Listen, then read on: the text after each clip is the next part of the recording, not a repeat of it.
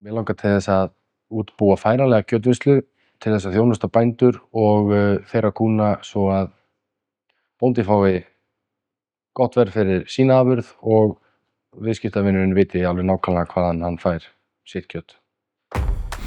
Því ég náttúrulega ólst upp á sveitabæ, þá hef ég náttúrulega verið að skottast eitthvað í kringum kjötið sko bara síðan ég var kominn með vit.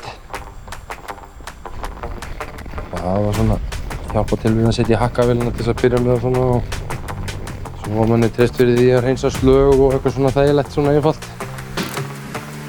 Og ég hef mestmegnis verið í úlmenningunni og hef alltaf fundið mig best þar sko. En svo rosalega gaman svo virkilega gaman að vera að spá í pylsugerð sko.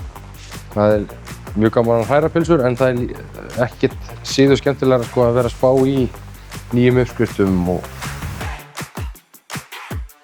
kæfum og það rosalega stór heimur sko bara fyrir utan úlmenninguna sem þar. Þetta í sláturhús og svo láta þeir senda sér það úr sláturhúsinu bara. Og svo get ég farið bara á vinnslunni eða bílnum og kerruna og sótt kjötið og keyrt heim til þeirra. Bara vinna þetta á staðnum og pakka þessu í sölueiningar.